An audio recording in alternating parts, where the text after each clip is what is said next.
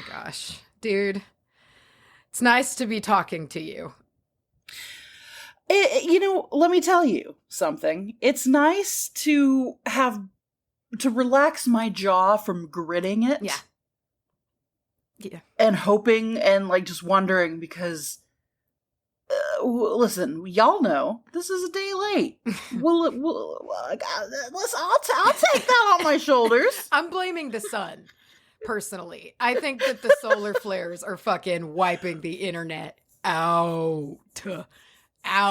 There was, I was gonna say, I don't even want to call it spotty internet for me yesterday. It was just like down for major chunks. Which, it's amazing, how anxious you are when you don't have internet. Especially yesterday, because I was like, we needed to get this done. But also, it is amazing how much you can get done with no internet. Oh, yeah, especially when you're stressed and you just are like, well, I'll just furiously clean for hours. Do dishes.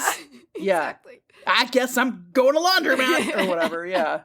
Yeah, I thought about you a lot. In those breaks of silence when I knew nothing was getting through, I was just like, I know that you are not happy over there. It really shows you how trained you are to just grab your phone in random moments. Because I would find myself trying to get on whatever, various internet-y type things, and just Pikachu facing at it when it didn't work, and being like, well, what do I do with my life? Mm-hmm. So that's cool. I got some work done on my Christmas gifts. Nice. So that was a lot of fun. Nice. Yeah. Excited for that. Well, we're here now. Yeah.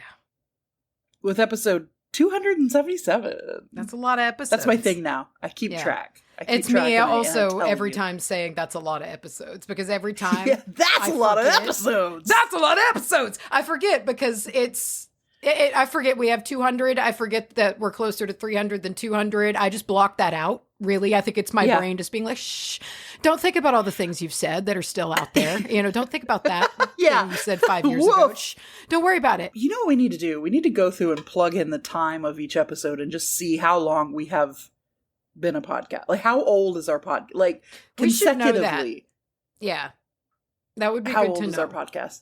Mm-hmm. That'd be a good stat for them to put up on, like, Buzzsprout and all the other podcast hosting places. That would be a good little, a fun stat. Yeah. Well, I think it's probably just something pretty easy for us to look up our first publication date. No, what I'm saying is, like, we should put in the length of each episode. Oh, like how and much like see how time. Yeah. Divide it by 24 and see how many days we've been podcasting. How many days of your life we can waste. Yeah. I want to know that. How many of you, the listeners, days we have wasted? Yeah. I had a weird moment recently, actually, where somebody was looking into the podcast for the first time, and they responded to the person who showed them the podcast. They said, wow, they've been going for a long time. And I read that, and I just had like a get off the road, like people say, like, get really tiny moment, and I was just like, holy shit, I guess so. Yeah, we have in podcasting standards. Yeah, I mean, man, like, look, we're hanging on. Yeah, we are. We're hanging on. What a fucking thought. A day hanging late. on like a hair in a biscuit. All right. Hanging on like a cat on a screen door. Hanging on like a cat in a room full of rocking chairs. something cat on a tin roof. What are you talking about? I'm talking about Borage. Borage? Borage? I don't know the meaning of the word. Yeah, dude. Nice. Good. It's an herb, a plant, borage. I will be calling it borage or borage, perhaps, if I get lazy, because that's what I saw. So don't come after me for my pronunciation. I don't care. Okay. There you go. I do care. That was I was going to say, damn. I do. All right. I do care. I'm just saying. That is what I'm repeating. I am mama birding back what I have heard. Regurgitate. Yeah. That's the word. Yeah. What are you talking about? I'm talking to you about Cummingtonite. Stop it. I knew one of us was going to get that sooner or later. Yeah. And let me tell you something, dude. That one? It found in researching Cummingtonite, I found perhaps one of my favorite Easter eggs I have ever found on the internet. Period. Bar none. I'm sharing. I'm going to laugh every single time. You should. By the way, and you're not the only one. Okay, and we're going to get to that. I found one of my favorite things I've ever found on the internet with this topic. I'm so happy. On accident. Yeah, no, it's great. And it is coming tonight. That it's not cuming tonight. It's coming tonight. Full stop. I feel like coming tonight. And it's even better. It's CUMM. So why is it with the U? Oh, who did I'll tell you why. I got a whole. I've got everything you ever wanted to know. But here's the thing, real quick, up at the top. So I'm doing this kind of twice, but this time's on an accident. So when I covered weather vanes, like I knew there wasn't a lot of witchy connotation around that specifically. This one was an accident. I was like, there's got to be shit on Cummingtonite. I mean, like, come on. Not really. So my metaphysical portion is kind of like, but we kind of talk about making Cummingtonite yours, I guess, a little bit. But most of this is the story itself of Cummingtonite and what it is. Yes. I guess. Great. I've run up against those ones that, you're like, oh, well, it's definitely going to have some. And then you get to the metaphysical section and like maybe one person online has used it for something and you're like, oh, fuck. Yeah, it's really like a personal blog. And you're just shit. We gotta infer some shit tonight. Yeah. But before we infer tonight, or before we are coming tonight, I want to dedicate this episode to a Patreon. I'm sorry that this is the one. You get the whole episode. You get the like SpongeBob with his face up really close to his eyes episode. Yeah. You like Krabby Patties. We have it's simple. It's Kristen. Oh. Our Patreon shout out is just Kristen. I like that. That's very clean and efficient. Kristen. It reminds me of how he says Christian in Midnight Mass when he's like, Christian, you're not a Christian. I say anything to me. Really?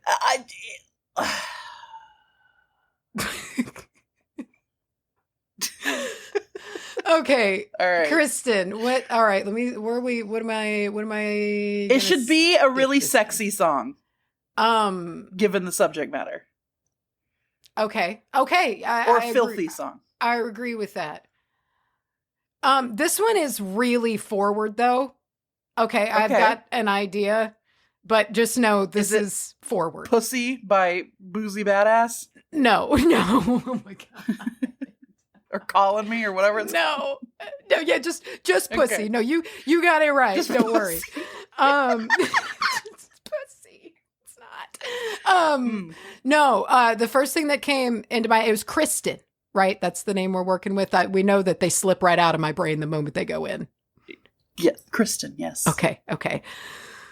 Ready for love. Oh, Kristen, I'm ready for love. Wow. Yeah, it's forward, but it's the first thing that I got. It is so.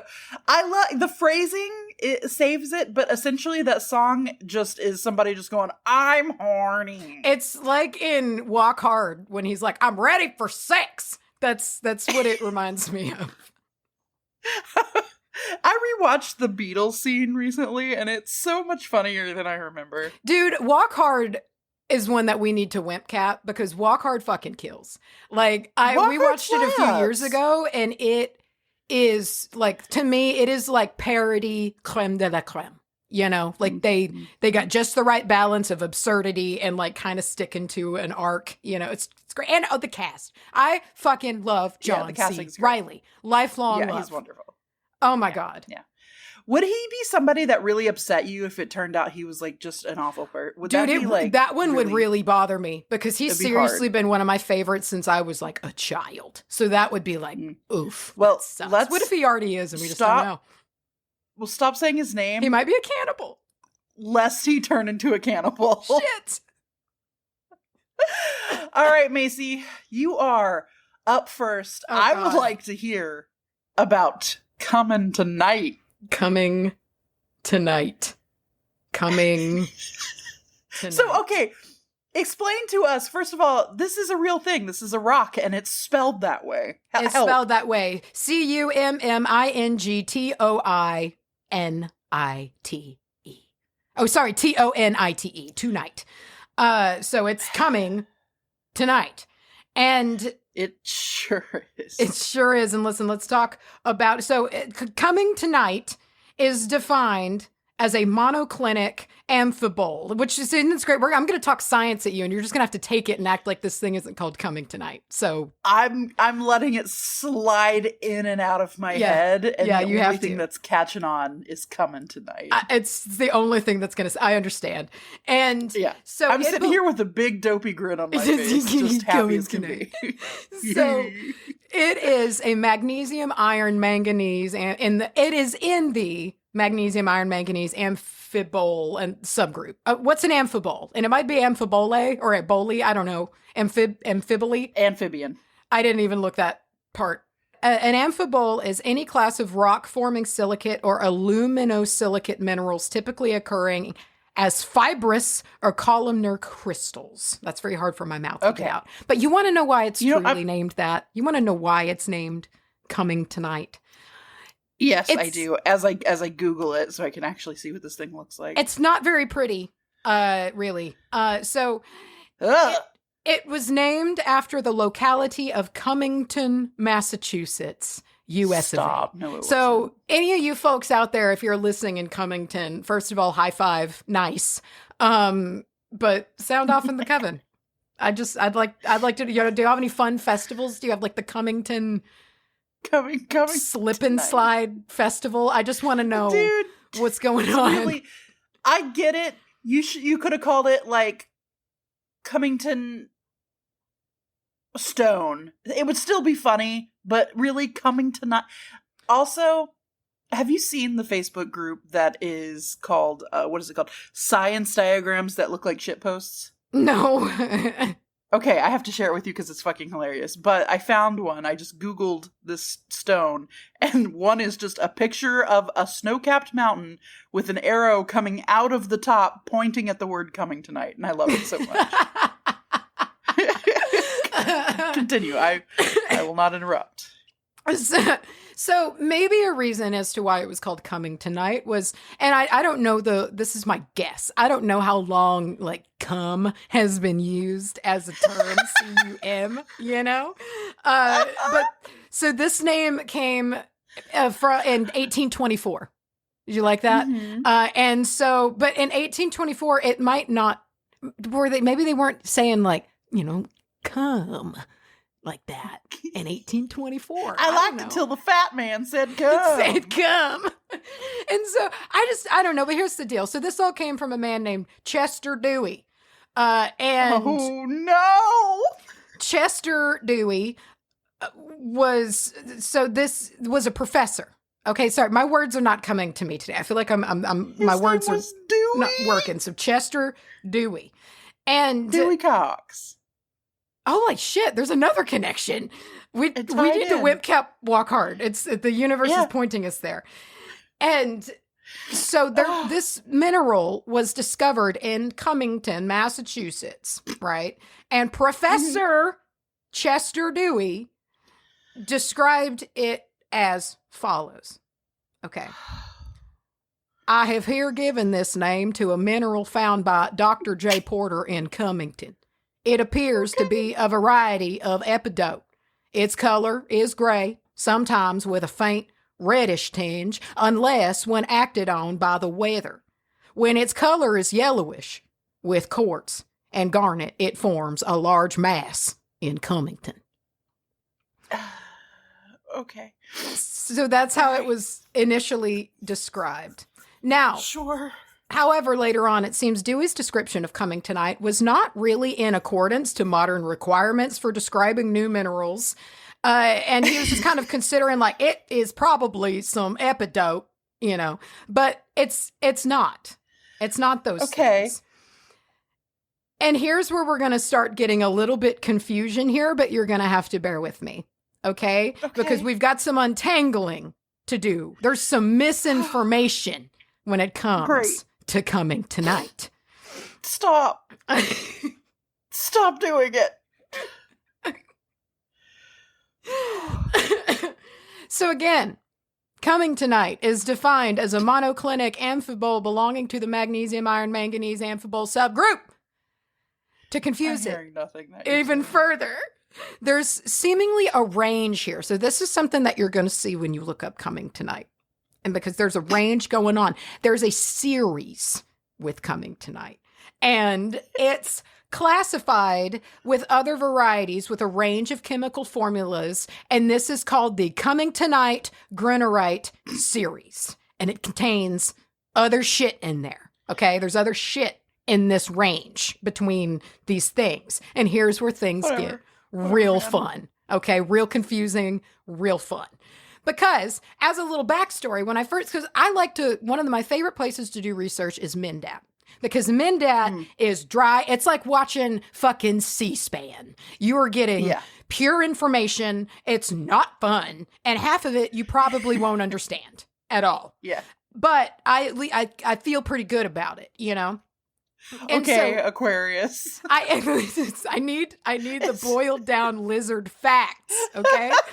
And so when I first looked it up, there was 2 sections for Cummingtonite on MNDAT. There was Cummingtonite and Cummingtonite parentheses of Dewey. Stop it. And I had to figure this out, okay? So this is the origin story of Cummingtonite. Professor Dewey getting this rock and being like, Cummingtonite, it came from Cummington, so we're going to call it Cummingtonite. And gave it that name in 1824. But there wasn't really a lot of accurate classification going on at that time. Things were getting named, but as for their actual composition, it wasn't as clear as it is today.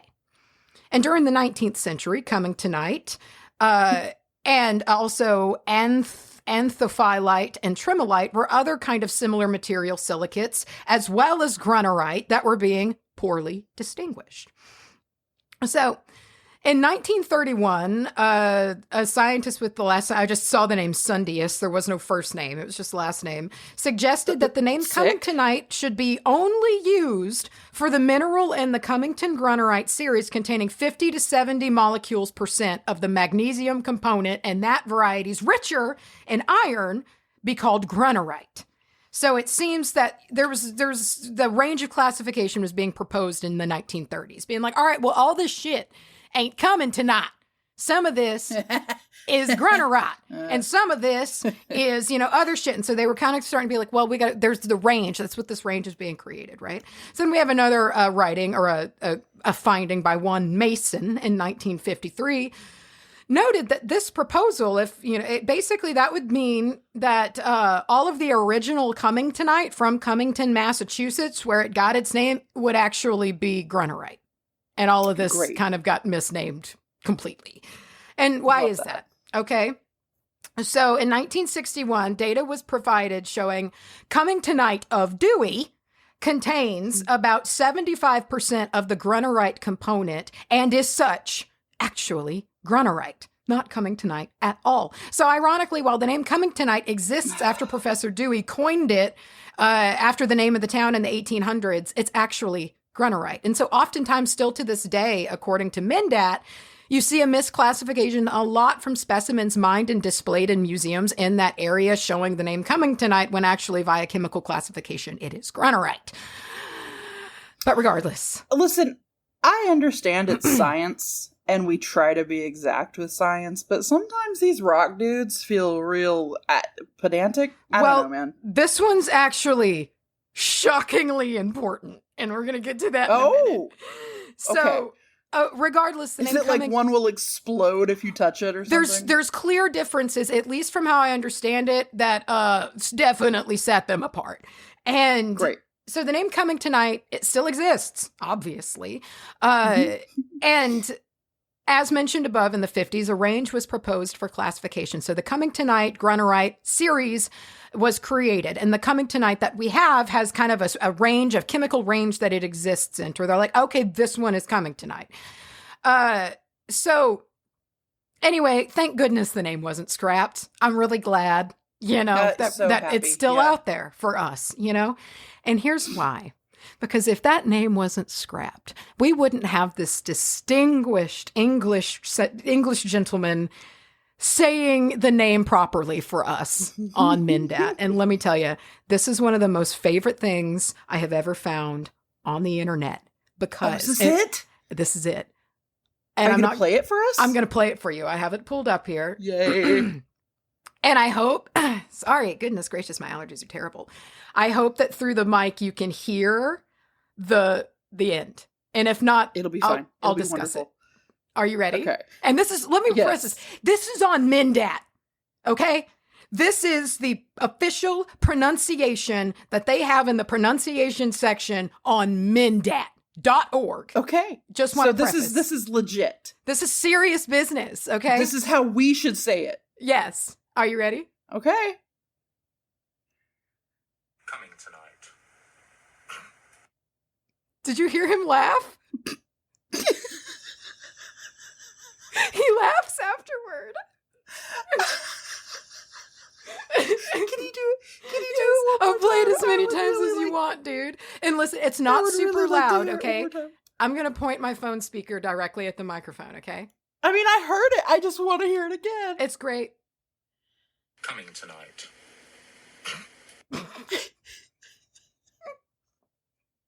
It's even more because I feel like I've been pulling back when I say it. No, he gives it. He gives it. He goes into it. The tonight is really out there. Coming tonight. And that was recorded by Jolly and Ralph of the UK, apparently. And just one more time with that chuckle. I'm just so into it. Coming tonight. Such an Englishman's chuckle, It is. It's so good. But that's why nobody needs to feel bad about thinking this name is funny. Because on Mindat, I was like, did nobody catch that? Or is somebody, thankfully, at Mindat funny? Because... Listen, we know this about these rock dudes. They do have a sense of humor. Pearly cleavage, perfect cleavage, all that shit. We know that. Yeah, come on. Coming tonight. They looked at the name of this and they were like, well, we got to keep it. And they scrambled and they were like, well, it would be disrespectful to the town it was named after. They were praising God Jesus that they found a stone called Cummingtonite.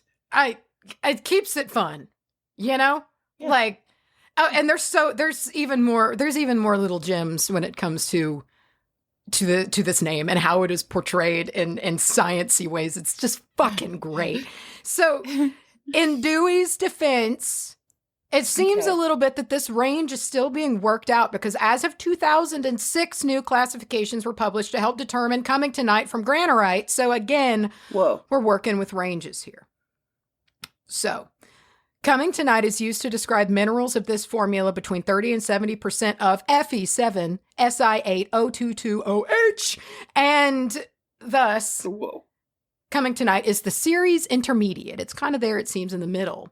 But for Cummingtonite proper, the hardness ranges from 5 to 6, and it has perfect cleavage.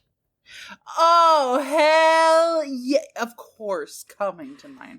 Dude, the hardness ranges from 5 to 6. I saw that and I was like, So, as for color. It can range a little bit, but we're talking earthy tones here, kind of translucent, dark green, brown, gray, colorless, opaque of all of those.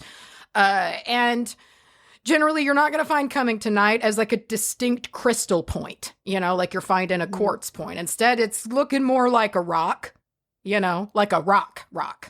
And like a rock. Fun little fact for you. So we know there's the Cummingtonite granite range. And now here's where I tried to do a lot of digging here to feel confident about this, but because of the subject matter, I don't. But we're going to give it a go. So a little fun fact. Granite is commercially called amosite. And that, my friends, is asbestos. Woo! And big time, the worst kind of asbestos, the kind that wants to kill you the most. And so why is that important? Well, oftentimes you will see there are 6 main asbestos minerals. And while Cummingtonite proper is not on that list, you will often see the Cummingtonite granite family involved, right? So those 6 are chrysotile, amosite, crocodilite, tremolite, actinolite, and anthophyllite. Okay. Crocodilite? Crocodilite. I know. Great. Oh, I said it out loud. I was like, crocodilite. Okay, so really, I actually like crocodile. Got it. Good. Crocodilite sounds like a place, like an ice cream shop in Florida. I do. But spell it like delight. Yeah. That's kind of cute. So That's adorable. So here's this excerpt that I found. I was like, all right, I want to clarify this because is Cummingtonite asbestos? I just want to know that. I feel like that's important to know. And this is an excerpt from Proceedings of the National Academy of Sciences. All right. Mineralogy of the 6 minerals regulated under the asbestos standard in the United States. So we have amosite is occasionally referred to as the Cummingtonite granite asbestos. However, to be specific, amosite is actually a kind of brand acronym for the name grunerite, as AMOSA is the shortened name for the asbestos mines of South America. So asbestos mines of South America, AMOSA. So they stuck with it at the end, but it is grunerite. So grunerite is amosite. And it went on to clarify that although actinolite, grunerite, and tremolite do occur in nature as asbestos minerals, the occurrence of Cummingtonite asbestos has not been reported. So, okay, interesting. So, like, maybe? Well, so even further, so I found another writing from the Environmental Molecular Sciences Laboratory, EMSL for short, and here's what they said. Amosite is a member of the Cummingtonite granite solid solution, and as such does not have a definite chemical formula. Any particular occurrence may have a composition anywhere within the granite range. Amosite asbestos is typically close to the magnesium-rich end member of the granite, but not so magnesium-rich that it would be classified as Cummingtonite. Every time you say gunnerite, I just think of Jeremy Renner. I don't know why. My brain is doing a thing. Hawkeye? Okay. Yeah. I'll take it. Whatever it takes to make it stay in your brain, but, to keep it. Okay, I'm just picturing Hawkeye holding like a rock of asbestos, possibly. Take it. I like it. And he'll be fine. He can run again. I saw a video of him running. I'm sorry. That's great. I'm so glad. It is. I was shocked. It was like 10 months ago. And he was like running down his driveway. And I was like, God damn, dude. Jesus. So after he was like, what, hit by a plane? No, he was run over by like a fucking massive piece of heavy machinery. Like crazy. A plane. So either way, guys, don't crush up your Cummingtonite and fucking huff it. I don't think it's going to give you asbestos, but it is still full of silica. So just don't fill up your lungs with silica, which I didn't realize is one of the root issues of asbestos. And I'm not a scientist, so maybe we'll give you asbestos, but I don't think so. I don't know. It's a rock called Cummingtonite. Just don't go dig it out of the ground and don't keep it in a plastic bag. Yeah, and don't soak your water in it. I think it's fine. However, as a fun little treat for everyone on Earth, the IMA, which is the International Mineral Association, they give every mineral a 3-letter abbreviation. And we are lucky enough that Cummingtonite is in all caps. Come. Oh. It's a treat. C-U-M? Yeah. Full on, bro. And I wanted to see it in the wild. So I found that like in my research and I was like, what? So I went to the IMA and I like pulled up their listing, like their chart, and I scrolled and found it just for myself. Good. What a gift. What a gift was for good. you, man. It was so good. I didn't expect it to be all caps, and it was. Come. That's how you have to say it, too. Come. And Come. I didn't really, again, I didn't have a lot of metaphysical stuff for you guys today. I saw like grounding energy a couple of times, but like, listen, I wanted to give you guys. I mean, it is pretty grounding. Yeah, you know, to goose it, I don't know. To do that. And so instead, I have a couple of Cora answers for you today to end. Thank God. Oh my God, what a Christmas gift. Oh, December is here, Yule time. Holly jolly, give it to me. And one of them accidentally tied into the topic. So I don't know why this was recommended. Well, I actually do know why, because there were so few results on Cummingtonite. One of my search results yielded the Quora question, why do people believe rocks and minerals have healing properties? And I was like, oh, hell yeah. Great. So I clicked it. Oh, yes. And this one was cheeky, and it tied into the episode. And I was like, well, look at that. And I guess this is probably why the search was, but it didn't pop up like when in the suggestion in Google, which I feel like it should have if this is why it was supposed to show up. But here we have an answer. If you carry enough of them, you'll get a good workout. Better than walking around without them, at least. Carrying hellite around is useful as well. Goes with almost all food. Carrying loads of diamonds, emeralds, alexandrite, rubies, etc. has both positive and negative sides. On the positive side, you'll look rich to anyone who sees you. On the negative side, you've spent shit tons of money on rocks that are likely to be stolen in very short order. But if you don't want to be carrying around much cinnabar, or having contact with it at least, as the primary ore of mercury, brains don't work so well after much exposure. Hope that helps. Oh, almost forgot. Some Cummingtonite on hand is always good for a laugh and conversation icebreaker. Not sure what so many people find so amusing about the mineral discovered adjacent to the town of Cummington, but they do. Wink. And this was written by Dan Cleary, and I was like, man, he really thinks he's feeling himself today with this. Dan is, to himself, the funniest guy in the room. Like, he finished that, and he, like, chuckled while taking his glasses off, Yeah. Yeah. And this last one just made me... He finished that, and out loud, when he clicked, he said, and post. Dan, you rascal. You handsome, smart bastard. Oh my God. So this last one's very short, but the question, I just had questions. So this was posted by Gold Hunter. And again, the question is, why do people believe rocks and minerals have healing properties? Beats me. For the same reason some people believe in unicorns and fairies at the bottom of the garden, I suppose, because they want to. And I was like, at the bottom of the garden? Since when have unicorns been at the bottom of the garden? Listen, Faye, is this lore I don't know? But is there some kind of, is he on to something? I was like, how do you know that? Is that information that's real? And do you still not believe? Or are you just wrong?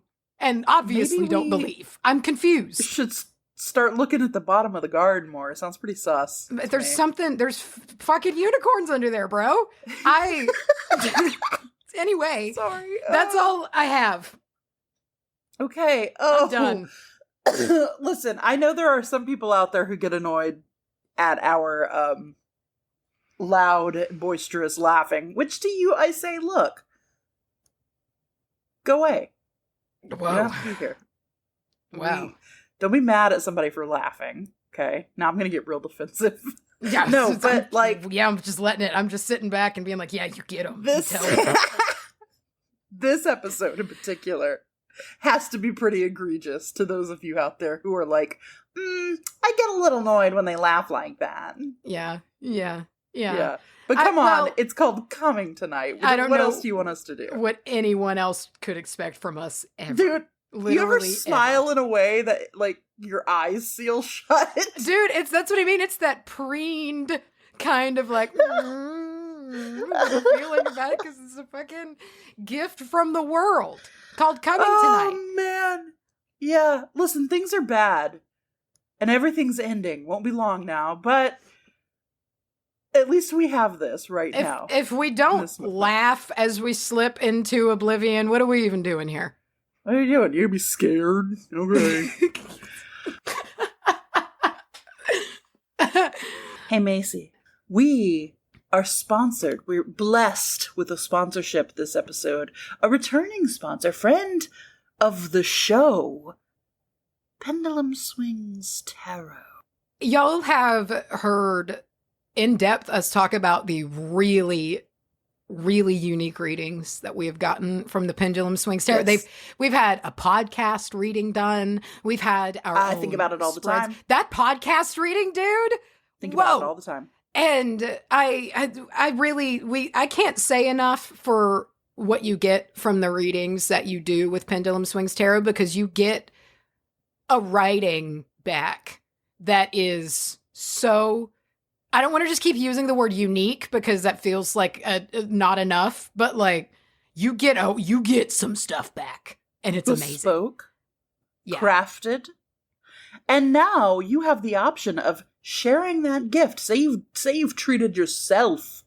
Treat someone else. We've got Yule gifts. It's that time, baby.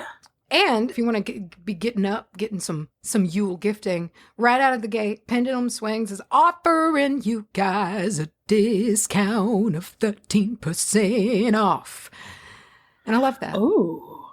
Yeah. A 13. A spooky 13. I like a good 13 number. Yeah. And that code is going to be WBAH, all caps, 13, the number. And this is rolling the whole month of December. And I want to talk a little bit about these freshly rolled out Yule gifts. We've got the Yule stocking stuffer. We've got the Yule gift reading. And we have the year ahead spread, which is also just fun to say. Year ahead spread. Which we've done that year ahead spread. And it is amazing. Oh, yeah. It is Big time. Very amazing. Oh, yeah. I loved checking in with it at the beginning of the month. Yeah. You know, and being like, okay, this is what to look into. But I want to talk to you about the Yuletide stocking stuffer reading. Now, this is the crisp price of $19.22. Mm. Perfect little gift for the witchy person in your life. But listen, what is it? So this is a mini reading that you can gift to somebody. There's going to be, it says here, in addition to cards pulled, I also include any other information that comes through during the reading. Crystal and song correspondences are provided if relevant. And that was one of my favorite little tasty nuggets, was the song correspondence that would be thrown in the readings sometimes. They were a lot of fun. There's so to go much and context. listen to the song and being like, okay. You get much context back with the reading. And I like the kind of what comes through part, because it reads, and it's really nicely written, but it reads like channeling. Like when I was reading it, I remember feeling like I was reading information that was channeled, and it just is it's so good, dude. There were so many instances over the year that I would think about this reading and just be like, hot damn, dude. Like, there it is, you know? I mean, there's some big ones that I've thought about. I mean, largies. Yeah. Let's see. We also have the Yuletide gift reading. And this is cool because it gives the receiver the choice. It gives them the choice between an in-depth tarot reading, a past life reading, or a spiritual and psychic matters reading. So you are giving a reading of some type, but if you're not like sure what they would be into, they get to choose for themselves, That's which I cool. think is really Nice. sick. Yeah. Yeah. And just some other fun stuff going on, just to also get them socials in there. You can follow the Pendulum Swings Tarot.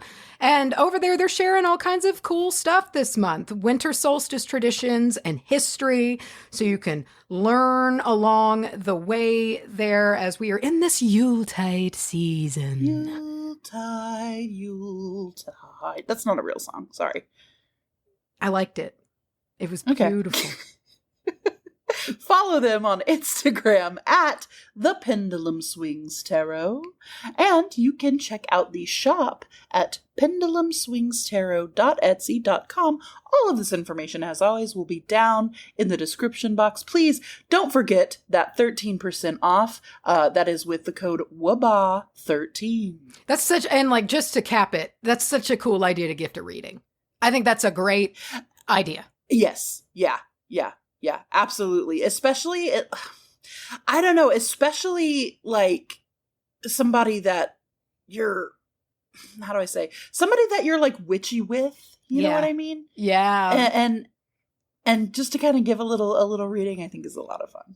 Yeah, I think it's a great idea. It's a gift that really keeps on giving too, because give it to your boss. You know what? Give them some clarity. They probably need it. Yeah. It'd just be like, here's your past life reading. I know you need it. All right, guys. So one more time, that's the Pendulum Swings Tarot. You can find them at thependulumswingstarot.etsy.com for the shop, or on Instagram at the Pendulum Swings Tarot. Check them out. We really recommend them a lot. We've gotten some incredible readings over time, and gift yourself or somebody you love something nice. I'm going to put some Cummingtonite in your stocking. I hope you do. I want to get some and put it in like a beautiful little shadow box frame with a very nice label that just says "Coming Tonight." Coming tonight. There's a couple I want to do that with. I would like to do that with Aventurine, given the circumstances of the Aventurine episode. Mm-hmm. That's a the good Coming idea. Tonight, obviously. I'm sure there's more. There's we'll also get there. Dictite. It might just be. Oh fuck yeah, dude! Yeah, there's a Dictite out there. All right. So I'm going to talk to you now about Borage. And I believe, I believe it is pronounced Borage. I like that word, Borage. Borage. So it is Boragio officinalis. Officinalis. AKA Officinalis. Motherfucker. AKA Starflower. Cool. Nice. AKA, this is the cutest little AKA I've ever heard of, bee bread. Oh! And it's sweet. Often referred to as bee bread due to its popularity amongst the bees. The flowers are very nectar rich, attracting bees, making it very valuable to our little pollinators. Okay, there's another AKA here called Cool Tankard. Which, if I ever open like a pub, I would like to call it the Cool Tankard. The Cool have, like, Tankard with is fucking badass. sunglasses on. Oh my gosh. And I want my glass. If you're going to chill my glass, hell yeah, bro. Yes. You're going to chill my glass and make my beer stay colder for longer. I'll go into that. I'll get that. I'll go into that Cool Tankard. It's great. You know that Courteous. the bars that have the strip of like ice that you set your glass on so your shit stays cold. It'll be like that. But it's called Cool Tankard because borage is used in several traditional summer drinks due to its like kind of cucumbery like flavor that it has. It has been steeped through many a waters and many a lemonades, bringing a refreshing feeling, such like a mint or I guess a cucumber would have, cooling your tankard. So Cool Tankard. And the last one here is Euphoricin.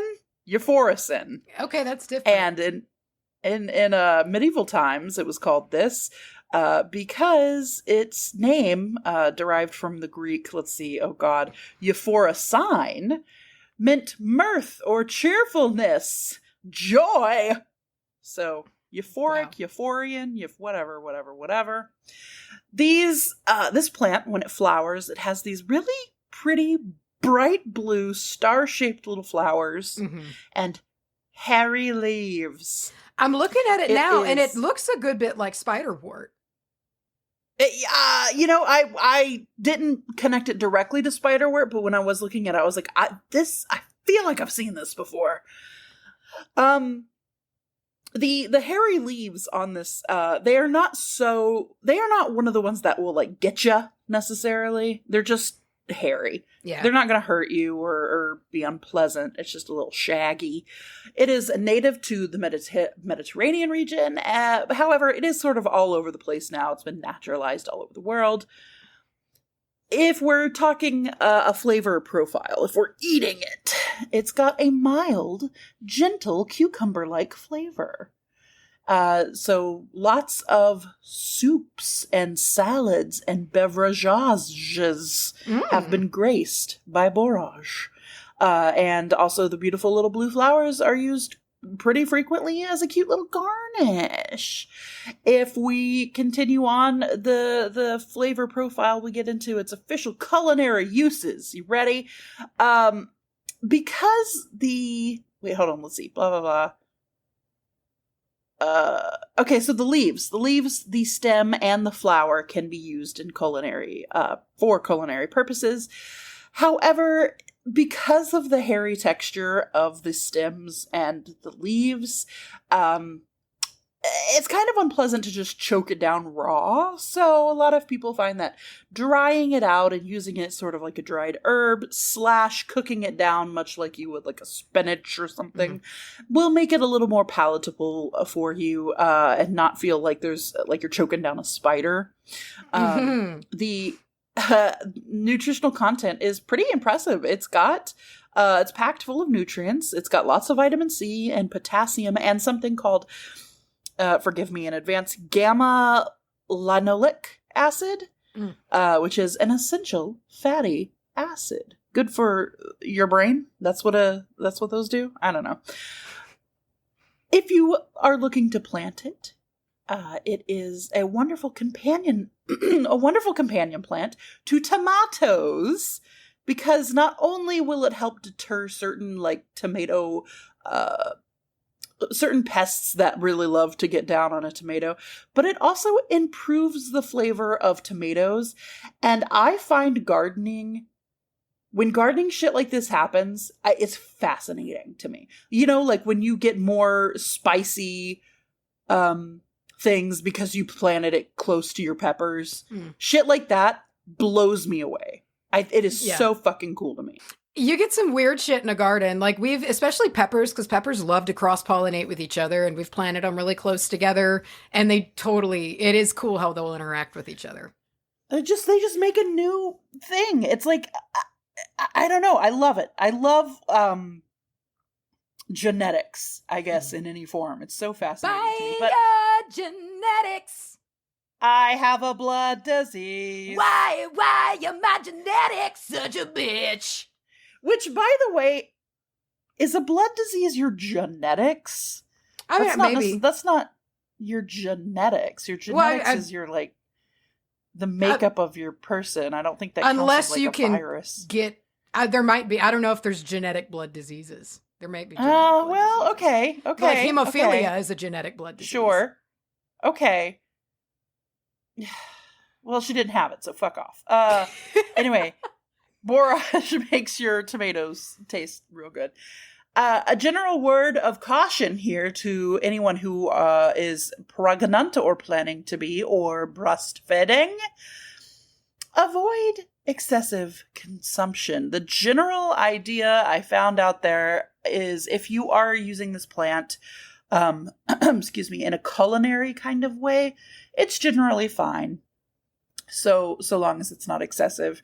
However, if you are doing it for medicinal purposes or like teas or something wherein you might be trying to distill it and get it a little more of packs a little bit more of a punch, maybe stay away. In either case, speak to a doctor. History. Moving on. Borage is believed to have originated in the Mediterranean region and was used, of course, by those ancient civilizations. So we're talking the Romans and we're talking the Greeks. And you know how they love to use plants for shit? Put them on your feet. This one was Put them in your sandals. Dude, I was so fucking surprised that this didn't go into the feet. Because as soon as I saw the Romans, I was like, they put it in their sandals, didn't they? No. This was interesting, unique even. Borage is used for its was used for its courage enhancing properties.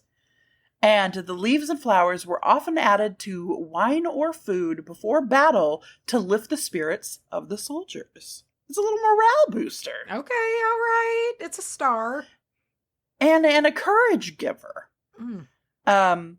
Let's see. Even outside of in battle, borage was very popular to put into wine to either flavor it or to garnish it, not only for the taste, but for the belief that this could fortify the drinker's courage and lift their spirits. So this was also for your everyman, your everyday guy. You know, you could have some of this too. You don't have to be thrusting your swords into people. Into other people's bodies. Dude, yeah. Isn't that crazy? And it's not ideal to get, of course, shot to death or blown up either. But it is wild to think that you would know going to battle that morning, I might get a sword inside of me today. Yes. Yeah. That's just a lot I to might think. be stabbed. Being knifed, stabbed, that fucking blows. Oh my God, that's with scary. like a sword, not even like a knife where it's like you might be okay. Like if it's just going to be enough probably gone to puncture your bowels and make you die slowly, horribly. Yeah.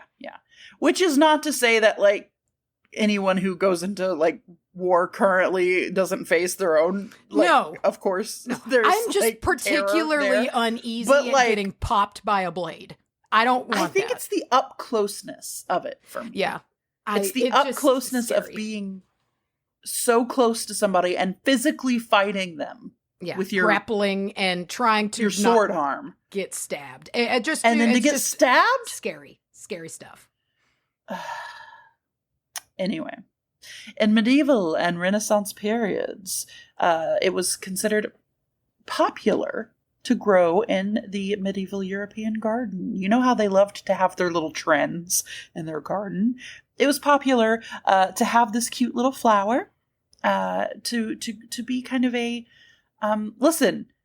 The medieval period was a stinky time. There was not a lot going on. Visually, I imagine the streets had shit all over them. I imagine the people had shit all over them. There was a lot of shit in the streets, I think. Yeah. People, human, horses, ducks, dogs, baby shit, all kinds of shit in the streets. Mm-hmm. And so having this garden back then with like anything you could get that was a bright color, a bright spot in a sea of shit, was it was a balm for certainly your eyes and your nose. But it was also not just for prettiness. You could eat the shit too. And the herb was considered very important in a lot of dishes in the medieval and Renaissance period. And it was also used for its medicinal property, treating respiratory conditions, and then just like your general overall well-being. Mm-hmm. Which I always think is funny when certain things get very specific, like this is going to help the lower part of your colon or whatever, and then other ones are just like, yeah, I don't know, it'll probably help something. It's good. It's fine. It's good. It'll be good. Can't hurt you. During the Renaissance time, it experienced a revival in like culinary interest. The bright blue flowers with their mild flavor, it became very popular to have salads and desserts with this. Much like you might use like a little mint on top of a chocolate pie. You might shove a little borage in there. I love a flower on a dessert. I think it's I love an so edible lovely. flower. Yeah, it's so Pretty. Nice. Let's see. So in early medical texts, here we go. The various herbal texts it was praised for its supposed medical properties, which was, let's go here, diuretic effects, soothed the respiratory system, which we also already talked about, lifted spirits, which was just listed as a medicinal property, which, all right. However, there's, it's one of those things that as time went on, it when looking into the actual like chemistry composition of this, it's like, is there any connection here? Is there any actual connection here? And we'll get into that a little bit here in just a second when we get to the mundane uses, but I wanted to throw in that in the Victorian language of flowers, borage, whatever, was often associated with bluntness and directness. Nice. And giving someone borage might be seen as a way of expressing straightforwardness. So I imagine if you get like some red roses with some of these little blue flowers stuck in, it's like, look, I like you. Let's cut to the chase. We're fucking or what? Fuck. Yeah. I imagine it's just like it's like their version of like giving something the bold underline. It reminds me of the want some fuck bird. Yeah. That's what that bird's name is borage.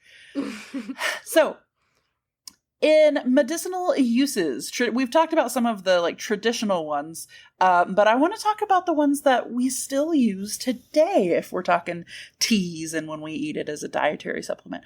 Anti-inflammatory properties. Again, it's all, always talk to your doctor, but the cooling effect that this has when you have it in a drink. Now, not always in a hot tea. You can have it in a hot tea, but this lends itself to like particularly to like cool drinks, refreshing drinks that you might put a slice of cucumber in. So everything from just, an iced spa water to a nice like punch, make a little punch. Earlier on, someone online mentioned lemonade, and I made particular note of that twice because that sounds delicious to me.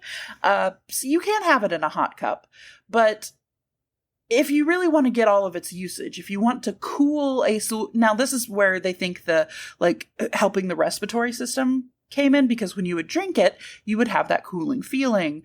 And they were like, well, this must be cooling the fevers of the lungs. So if you have a sore throat, I imagine that this would be very nice to feel. If it's just a fucking hot day, I imagine it would be nice to feel. Plus, it has those little benefits we talked about before of high in vitamin C, high in that amino acid, and then, I forget the other one. Some, nutrient factors, and it being anti-inflammatory. But, ow, Macy, something... something's happening. Are you okay? Charlie? On the subject of borage. Oh. A syrup made from borage would not only improve mood, comfort your sadness, and combat depression, but also fight the fevers and skin afflictions. Oh. Its mucilage aids sore throats. And if distilled in water, it heals inflammations of the eye. Oh, I bet it does. The leaves expel pensiveness and melancholy. Cool cleanses and tempers the blood, whereby it helpeth the itch and ringworm. It comforts the heart and the spirits of those that are troubled, often swooning with passions of the heart. Its government and virtues. The herb is of Jupiter and under Leo. Wow. Oh, whoa. Are you? That was weird. Yeah. That was strange. Man. Totally became wow. Culpepper there for a second. Whew. Oh, sick, dude. Did he stop by, man? He did. He totally stopped by. Did he sound a little bit like the preacher from Midnight Mass?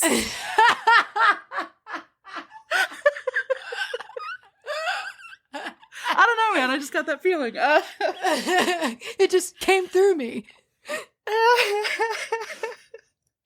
Interesting. So, you go put it in your eyes, put it in your lungs. Yeah.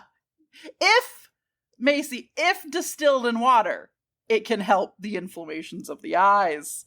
My particular favorite part is helpeth the itch and ringworm. Ringworm does suck. So I was like, Does it itch? A little bit. Like I've never, it's not as worse as like shit like tick bites or anything like that, but it just looks weird. You know, like it looks way more serious than it is, you know, generally. I've seen you have it, if I remember. Dude, I had ringworm all the time growing up. You were always out there with the I was always rolling around with the fucking animals of all kinds. Like, goddamn, like, I'd find moles and pick, like, and anything. You know, so I don't know how. I just feel like we always were stocked, and my mom would just be like, "Oh, there it is again." Okay. How did you not get rabies as a child? I don't know, dude. I don't know. I'm so shocked. Also, I just want to say here that Culpepper says that it can comfort the heart, those who are troubled with often swooning or passions of the heart. If you're often swooning, you need to get that sorted. Often swooning sounds like there's a myriad of things that might be worth looking into if that's happening. Often swooning is like the cute Victorian way of saying you pass out a lot, and that can't be great. Yeah, I feel like there's root cause to that might be worth investigating. Yeah, you might have something wrong with your brain. I don't know, man. It's the Victorian times. You probably won't find out either way. They might have their stays laced too tight. Yeah, it could be. You know what? I bet that's all it was. But they'll probably die of that, trying to choke down a handful of borage, fixing it in the process. When their rib punctures one of their lungs or punctures one of their organs. Like that dancer guy on 1,000 Ways to Die. That's one of the only stories that stuck out to me. I believe that. God, what a time. Were those real? I think we've had this discussion. Imagined. But I feel like they were imagined. Situational. But that one felt so real to me because it was like, I swear they almost said his name. I don't know. Maybe they did. I remember to me as a kid, it was real as hell. And when they showed that animated bloody ass diagram of what happens, it was just like, yeah. I loved it. They didn't have to do all that. They didn't, but they did. And we wanted it. They did. Listen, let's talk about magic. So, in herbal medicine, borage is believed here to have various health effects. We've kind of already talked about them. We have inflammation, mild respiratory issues, such as a sore throat. Is a sore throat a respiratory issue? You know what I mean. And some people have just extracted the oil from the seeds of the plant to make borage oil, which is used as a supplement because, again, it carries the properties of, the vitamin C and anti-inflammatory and the amino acids. So it is just kind of good all the way around if you need those things. However, let's see if we're talking more metaphysical. Let's start with courage and bravery. Courage for our friends Mary. Borage is traditionally associated with courage and bravery, facing challenges and overcoming our fears. Now, that, of course, comes from the Roman times when I guess they just decided that that's what it was for, and they would give it to their soldiers. How many times did the Greeks and Romans just decide something because they were like, placebo effect will work here? It seems a little bit often, as long as... oh, shit. What's his name? Pliny? As long as Pliny saw a snake rub something on its eyes, it seemed like it was off to the races. Dude, I would love to one day just have an episode just talking about all the shit Pliny saw. That would be a lot of fun. That would be a lot of fun. So borage can also be used to heal emotional wounds, lift one's spirits, as it was in the days of old. It can be included in charms aimed at promoting joy and tranquility and positive emotion. parts. It also has protective qualities. So if you want to use these in protective barriers, maybe add some to your like ward, liquid that you flick around your house sometimes, or, something like that. It is also kind of out of left field here, but it can help enhance our clairvoyant and psychic abilities, perhaps even opening you to ones that you were not aware that you had. In medieval times, this was a core ingredient of love potions. It was believed to, again, kind of out of nowhere, but believed to induce feelings of euphoria and courage. Again, remember that one name that this thing had, like euphoriatic or whatever it was, because people would experience this feeling of euphoria when they ate it. Now, that could just because maybe it's the first vitamin C they've had in a long time. I don't know, but it picked up that, and then because of that reason, it started being used for like the joyous part of love magic, like the bravery that it takes, to do this, and especially back then, if you're doing a love potion, you're like serious about it. But this you gotta be, I guess. Yeah, I mean, you really committing to that. If you get caught doing this, you better marry that person you're trying to marry. However, today that kind of folds over into attracting love, enhancing our romantic relationships, fostering more positive emotions with partnerships, which I'm trying to think of a way to spin that isn't like, maybe you should just reconsider your relationship, but I don't know. Every situation is different. If you need to foster some positive emotions, perhaps give this a shot. Hey. You can add this into purification blends. Also, sometimes I saw that it was good in divination, but then like also dream work. It seemed to be kind of in that land between divination and dream work, like scrying, perhaps. Okay. Where a lot it would of enhance areas the psychic of use. It's all over, man. It would enhance physic insights and promote like clearer visions, but it doesn't necessarily make you lucid dream, and it doesn't necessarily make you like directly talk to ghosts. I don't know. It was just something I figured I'd throw in there. If you're really into divination, you're just trying to get your hands on anything you can throw in there. This could help provide clearer visions for you. And then there's just always the little fact that the vibrant blue flowers and the pleasing fragrance that it has can make it not only a suitable, but a very nice, a very loving, a very thoughtful offering onto your altar, or perhaps to deities, if that's your thing, and just kind of contribute to the overall atmosphere of what you're doing. It's just a nice lovely. It's a little lovely. So lovely, in fact, that sometimes borage is believed to attract or appease the fairies, and might be used in rituals or offerings. The ones that are hiding in the bottom of your garden. Put your borage in the bottom of the borage. I keep saying borage like porridge. That's what it sounds like every time you say it's porridge. I just think of a big old bowl of porridge. It's like I'm sick and I'm trying to say porridge. Borage. And that's borage. That's borage. That's was it bee bread? Yeah, that's bee bread for you. Bee bread. Cute.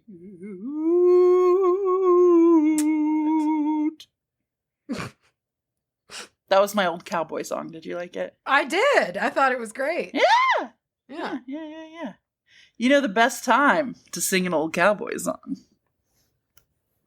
is around the campfire. Oh yeah? You know what else you do around the campfire? Eat beans? You might crack open a can of hot, steamy, salty, nutrient-rich review footage. Oh, I guess that's true. What am I talking about? It's not beans. It's never been beans. I've never heard of a cowboy eating a bean in my life. I don't know what beans have to do with any footage. What is a bean? So, isn't that crazy, dude? That's where fucking bean. Sometimes I forget when people that's where beans came from. Yeah, when we're like, "Hey, beans," or they're like, "Hey, I'm a bean," you know. And to me, it's so just like, oh yeah, that's the name. That's what we call. I forget the root. I forget that that's where it came from. I do too. And we're gonna get sued. Okay, I have some hot, steamy review footage here for you. It's from Ravnal D, which sick. That sounds like a wizard's cool name. Yeah, that's you serious? It's fucking warlock.